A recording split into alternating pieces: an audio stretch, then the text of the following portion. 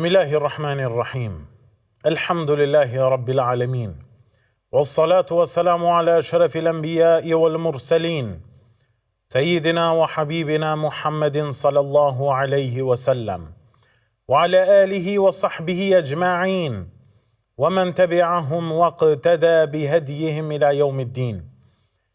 Falënderimet, lavdrimet dhe adhurimet tona i takojnë Allahu Gjelle Gjelalu. Ai i cili na krijoi në formën më të bukur.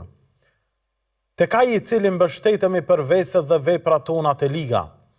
Tek ai i cili kërkojmë udhëzimin, kërkojmë mbrojtjen, kërkojmë falënderimin dhe kërkojmë lehtësim të brengave tona në jetën e kësaj bote. Përshëndetjet tona të përzemërta ja dedikojmë Muhammed Mustafa sallallahu alaihi wasallam, familjes së tij të ndershme, shokëve të tij besnik, dhe të gjithë besimtarëve muslimane që e ndjekin rrugën e tij deri në ditën e fundit të kësaj bote. Me të vërtetë udhëzimi më i mirë është udhëzimi i pejgamberit sallallahu alaihi wasallam. Dhe fjala më e drejtë dhe më saktë është fjala Allahut azza wa jall. Dhe se shpikjet dhe risit në fe janë të ndaluara dhe janë devijim, siç tha vetë Muhammed Mustafa sallallahu alaihi wasallam, kullu muhdathatin bid'ah wa kullu bid'atin dalalah. Pra çdo risi, çdo sajes në fe është e papranueshme tek Allahu azza wa jall, është risi, dhe çdo risi që në lajthitje dhe në humbje. Andaj është nevojshme që në këtë takim të sonte të rikujtojmë vetveten dhe ju që pasoni sunetin e pejgamberit sallallahu alaihi wasallam. Sepse ajo është rruga e drejtë, ajo është udhëzimi i vërtet, dhe me të synohet kënaqësia e Allahut azza wa jall në jetën e kësaj bote dhe në jetën e botës tjetër. Të nderuar vëllezër dhe motra besimtare, paqja dhe mëshira e Zotit qoftë mbi ju dhe mbi familjet e juaja. Mirë se takohemi në takimet tona javore, ku jemi duke komentuar sëmundjet e zemrës. Dhe kemi marrë disa prej sëmundjeve të zemrës, siç janë mendjemallësia, siç janë hipokrizia, siç janë xhelozia, dhe kemi ardhur me sqarimet e këtyre sëmundjeve, me shkaqet që i sjellin këto sëmundje dhe me llojet e tyre, dhe kemi sjellur tekste nga Kurani dhe Suneti i pejgamberit sallallahu alaihi wasallam për të sqaruar se sa janë të rrezikshme dhe të dëmshme për njeriu në përgjithësi. Për të ardhur në natën e sonte dhe për të sqaruar dhe për të përballur me një sëmundje tjetër të rrezikshme, e që është sëmundja e mllëfit, sëmundja e zemrimit. Të nderuar vëllezër dhe motra besimtare, para se të hyjmë në definicionin islam të mllëfit dhe zemrimit, është mirë që të flasim pak në aspektin psikologjik se çka është zemrimi. Andaj, Asociacioni i psikologëve të Amerikës thotë se zemrimi është një gjendje emocionale intenzive, që varion nga irritimi i lehtë tek një tërbim i fortë, i shoqëruar me ndryshime fiziologjike, prej ndryshimit të ritmit të zemrës, shtimi i adrenalinës dhe tensioni muskulor. Andaj, pra, zemrimi është një ndryshim i gjendjes së njeriut prej një gjendje të lehtë tek një gjendje e rënduar, si rezultati i shkaqeve dhe rrethonave me të cilat mund të ballafaqohet njeriu. Gjithashtu një psikolog tjetër thotë, zemrimi është një emocion që lind kur individi përjeton se i është bërë pa drejtësi ose është penguar nga arritja e qëllimit të tij. Pra, zemrimi është një emocion që lind kur individi e përjeton vetveten e tij se i është bërë pa drejtësi për ndonjë gjë të caktuar dhe e sheh se po pengohet nga arritja e një qëllimi të caktuar. Dhe kjo me të vërtetë është pra një pikë shumë e rëndësishme që duhet ta kuptojmë në raport me zemrimin dhe mllëfin. Sepse shumica e rasteve që njerëzit zemrohen janë si rezultat i padrejtësive që u bëhen atyre dhe si rezultat i pengesave që njerëzit u ashfaqen në mënyrë që të mos arrin ata sukses. Dhe kjo sjell hidhrim, kjo sjell inat, urrejtje dhe largim prej njerëzve të tjerë.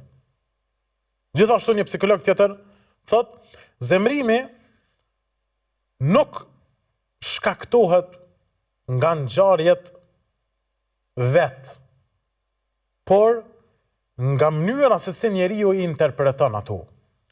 Pra, zemrimi nuk shkaktohet nga vetë ngjarja, por nga mënyra se si ne e kuptojmë atë ngjarje, nga mënyra se si ne i qasemi asaj ngjarje dhe si e kemi perceptuar dhe e kemi komentuar atë ngjarje.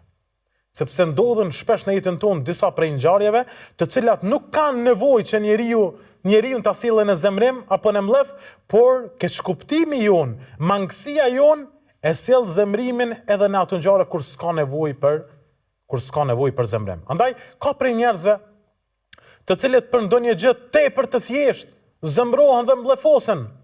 Kur e sheh atë gjë, e sheh që është shumë e thjeshtë dhe nuk ka nevojë as të diskutohet, e lëre me që njeriu të zemrohet. Andaj faji është tek personi, e nuk është te vetë ngjarja.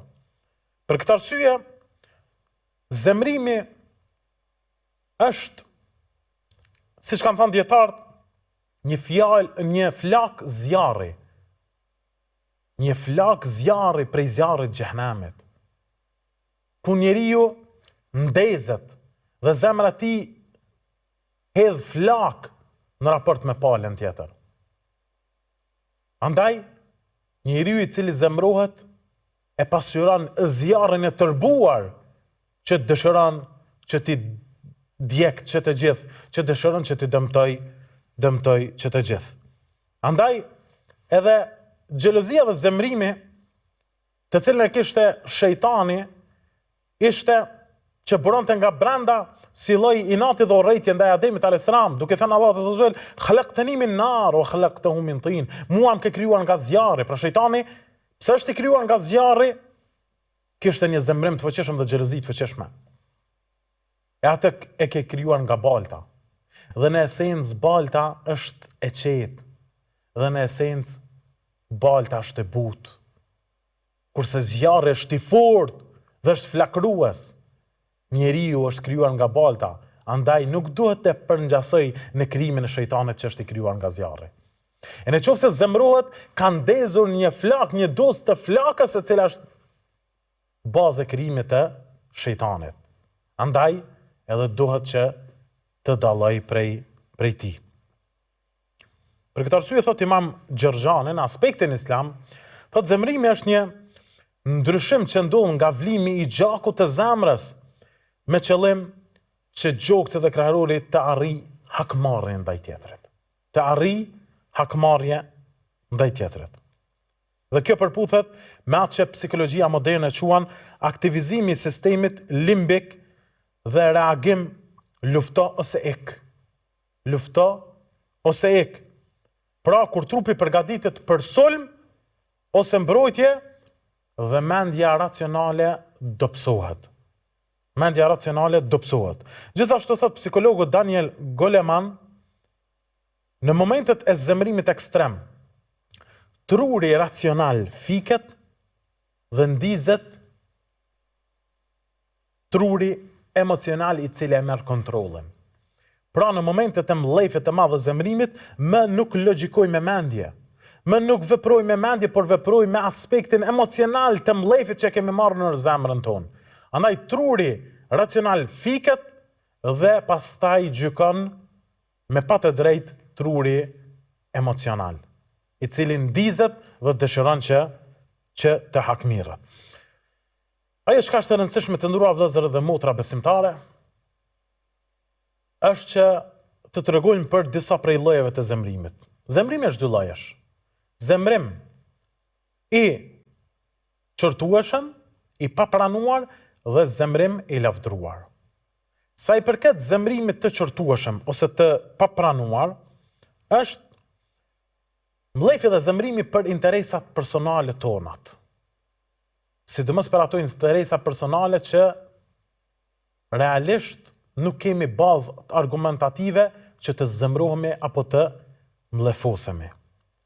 Dhe për këtë lloj zemrimi pejgamberi sallallahu alaihi wasallam e këshillon një person I cili vjen dhe I thotë ja Rasulullah, ausini, o I dërguar Allah, më këshillo diçka. Tha la taghdab. Mos u zemra.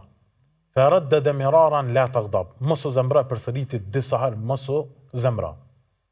Për të mos u pikëllo, mos u hidhra, mos u mllafos, për të treguar që baza e lumturisë në kësaj bote është largimi I zemrimit dhe mllëfit nga zemra jote. Gjithashtu transmetohet nga Hasan el-Basriu që një njeri e fyti dhe e mallkoi.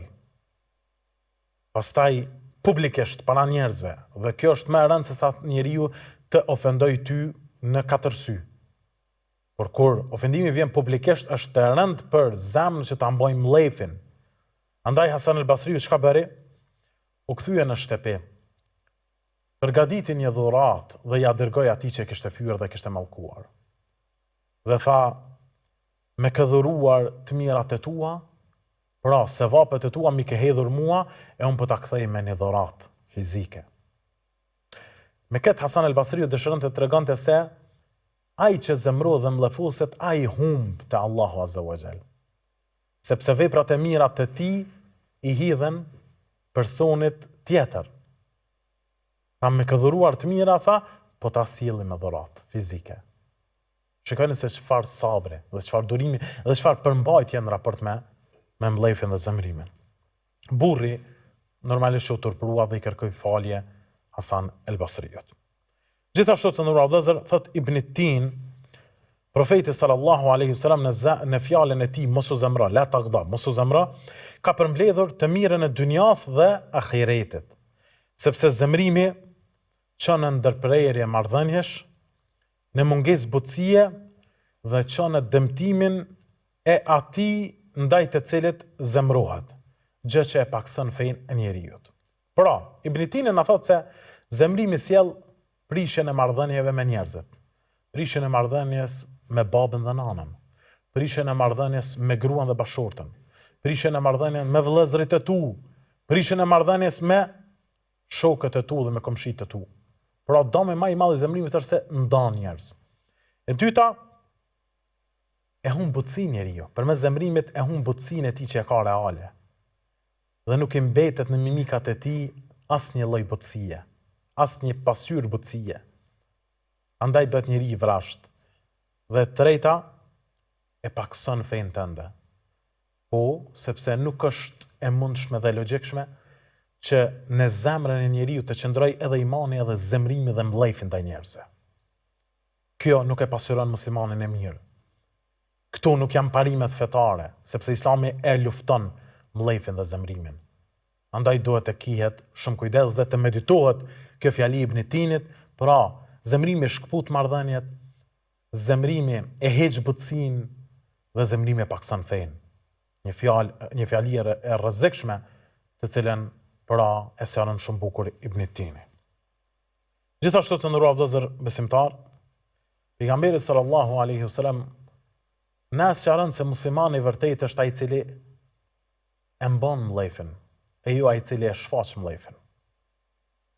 Për këtë arsye thot pejgamberi sallallahu alaihi wasallam në një prej haditheve të tij thot: "Leysa shadidu bis-sur'a."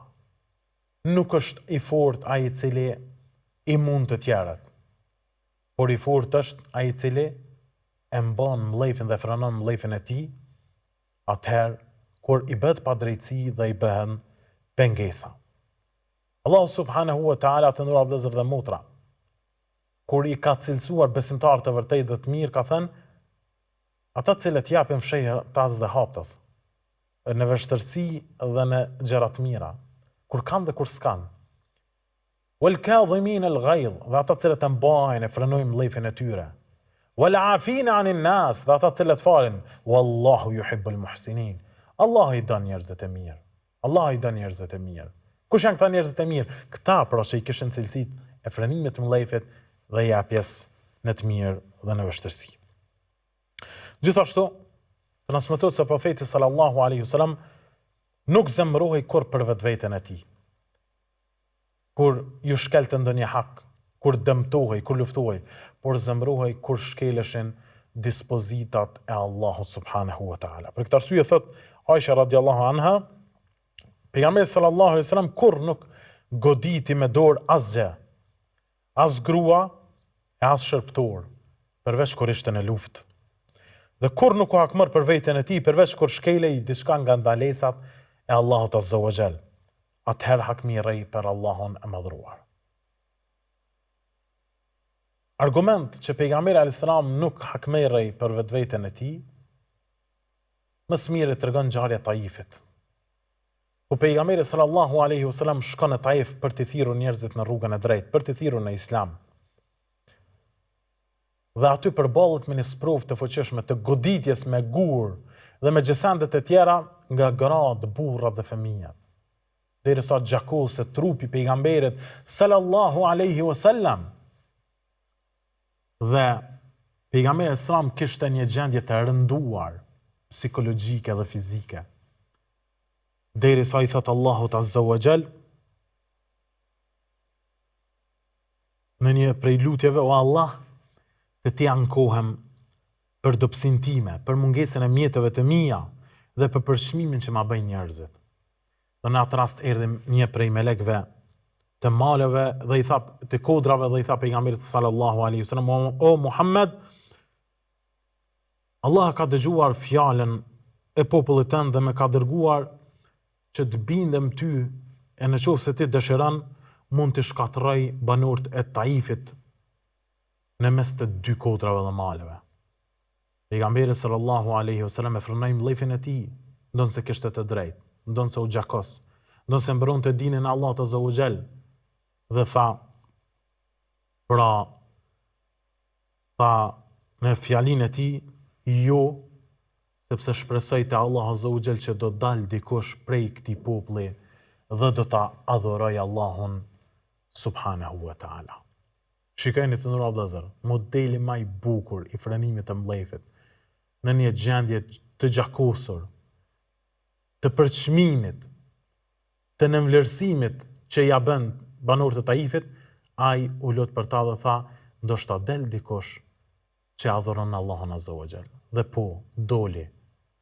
Sot e kësaj dite banorët e Taifit janë musliman dhe adhurojnë Allahun azza wa jall dhe do të jenë deri në ditën e gjykimit me lejen e Allahut fuqiplot.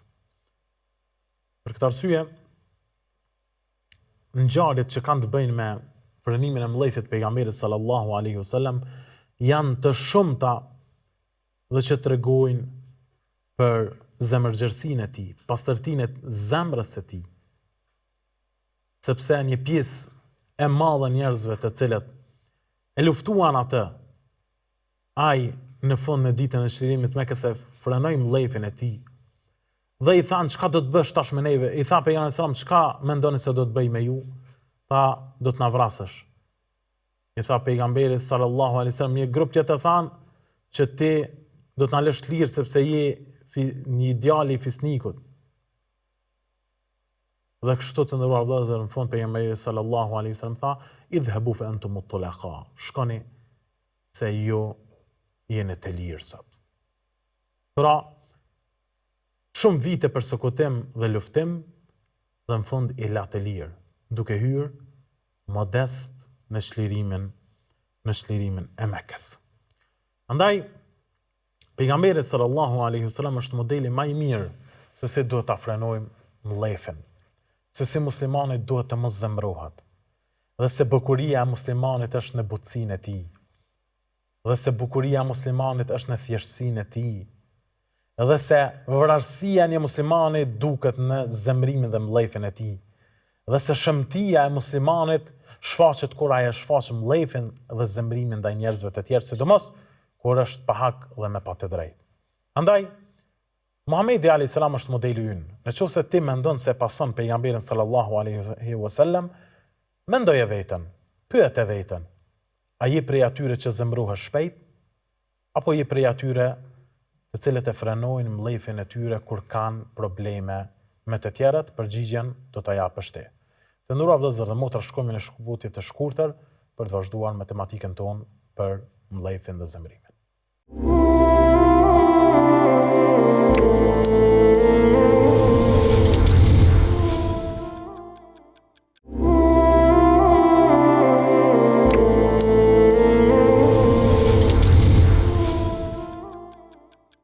Bismillahirrahmanirrahim.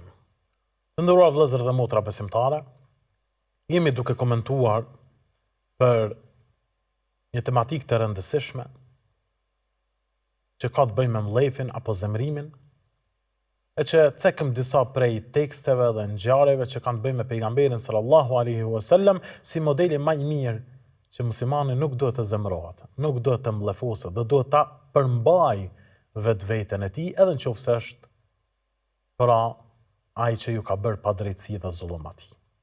Andaj, në këtë rast do t'i cekim disa prej fjalëve të dietarëve që kanë të bëjnë me mllëfin dhe zemrimin. Thot Omeri radiallahu anhu, ka shpëtuar ai që është ruajtur nga lakmia, dëshirat dhe zemrimi. Ka shpëtuar sepse zemrimi sjell fatkeqësi, zemrimi sjell ndarje, zemrimi sjell probleme në jetën e njeriu, të nëse e largon këtë, ka shpëtuar ky person pra në jetën e kësaj bote. Thoshte Ibn Mesudi, Allah qoftë i kënaqur me të, shiko durimin e njeriu kur zemrohet dhe amanetin e tij kur lakmon. Pra, mate njeriu në një aspekt, thoshte Ibn Mesudi, mate se sa po duron kur zemrohet, dhe mate se sa po lakmon kur ja lën një amanet në dorë.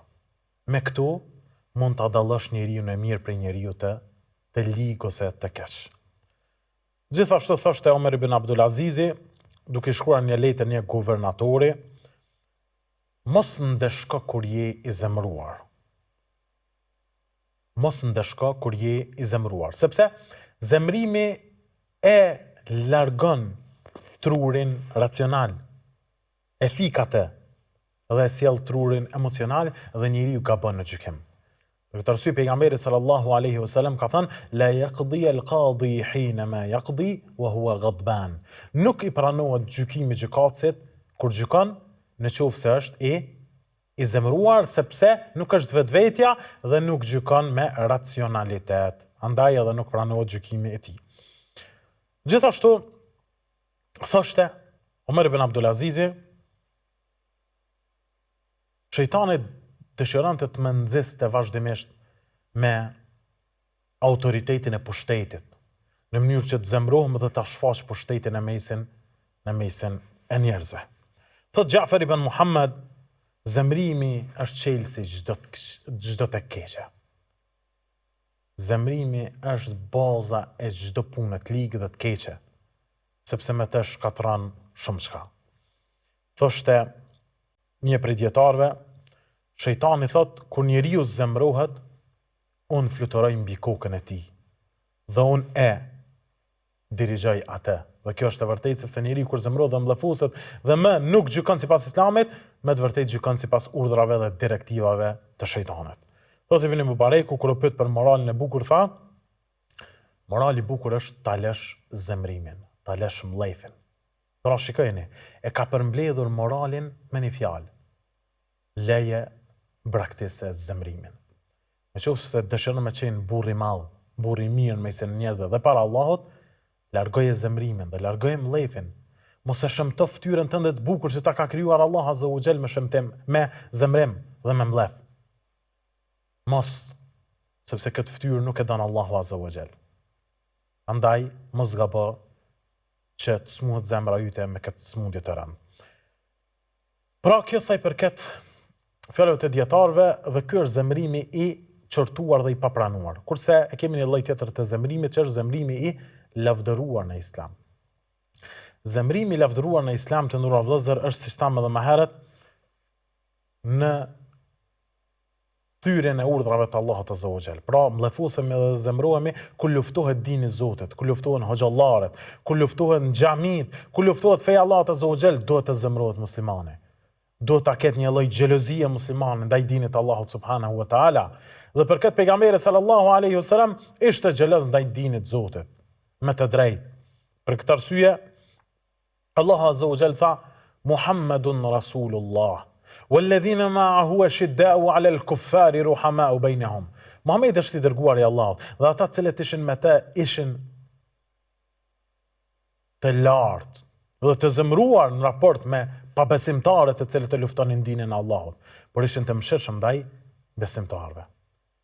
Është një fatkeqësi, nderuar vëlla dhe motër, që në kohën cilën po jetojmë ne sot, ky ajet e ka ndrruar peshorën.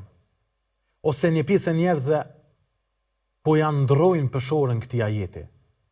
Shokët e pejgamberit sallallahu alajhi wasallam ishin më të vrazhd me pabesimtarët të cilët e luftonin dinën e Zotit, sepse ata të cilët nuk e luftojnë nuk lejohet nga ne qëtimet e vrazhd, dhe ishin të mëshirshëm me besimtarët, me ata të cilët thonin la ilaha illallah.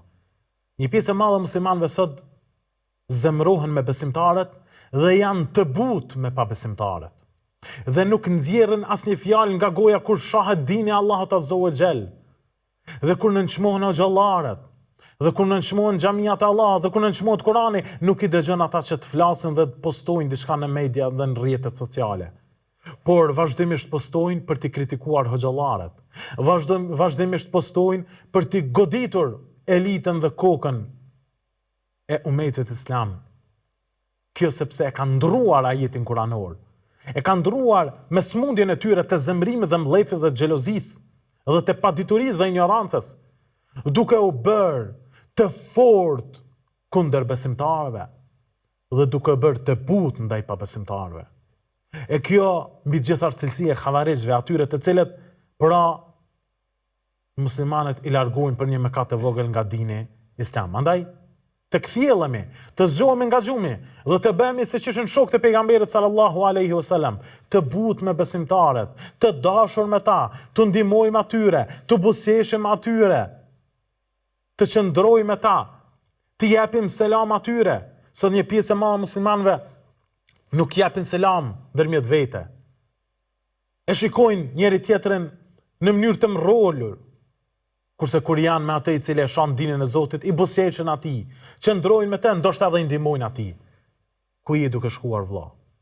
Ku je duke u nisur vëlla? Je duke u nisur drejt zjarrit e xhehenamit. Je duke u nisur drejt humnerës. Zgjohu nga xhumi dhe kthehu në rrugën e Rahmanit.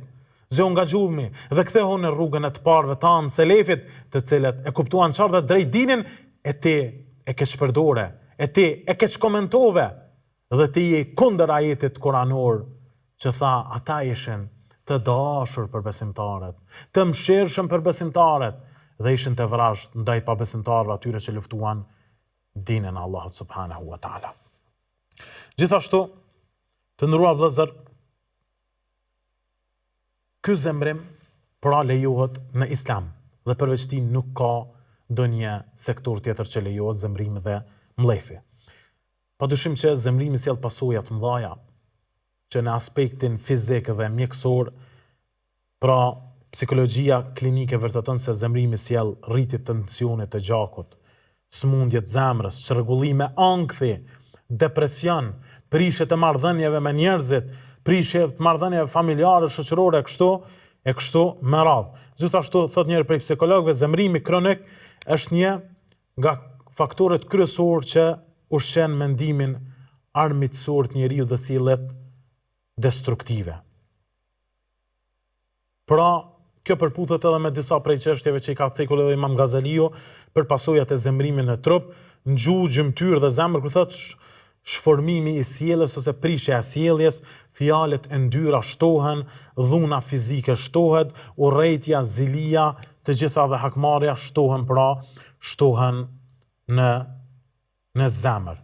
Dhe ajo që ka sjell zemrimin është pikërisht mendimasia siç e bëri shejtani, është vetpëlqimi, si tha dhe shejtani në khairu minhu, unë jam më i mirë se sa Ademi, dhe e sjell mlefin ndaj tij automatikisht, tallja me njerëzit e tjerë e sjell pra zemrimin, polemikat që bën mesin e njerëzve e sjellin zemrimin dhe mlefin mes njëri tjetrit, dhe lakmia për pasuri dhe famë dhe karrierizmi e sjellin zemrimin ndaj njëri tjetrit, që nuk janë pak sot rastet kur një pjesë e madhe e njerëzve prishen dhe shtohet mlefin ndaj njëri tjetrit si rezultati i karrierizmit që ndodh në mesin e muslimanëve.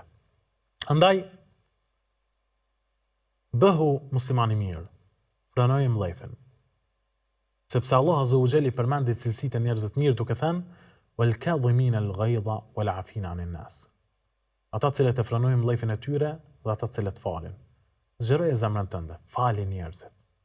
Hiqe zemrimin, shtoje bukurinë që të ka dhënë Allahu Azza wa Jall. Një mbret duke urdhruar një shërbëtore që t'ja sjell një krehër për t'i krerë flokët e tij, i bie në tokë dhe hidhrohet mbreti. Atëherë shërbëtoria ja lexon ajetin kuranor, wal kadhimin al-ghayz. Thot, ata cilët e frenojnë mllëfin e tyre, ka thonë Allahu Azza wa Jall, ata cilët e frenojnë mllëfin e tyre. Tha mbreti, kadhamtu ghayzi, e frenova mllëfin. Vazhdoi shërbëtore duke thënë, wal afina 'anil nas. Dhe ata cilët falin, ka thënë Allahu.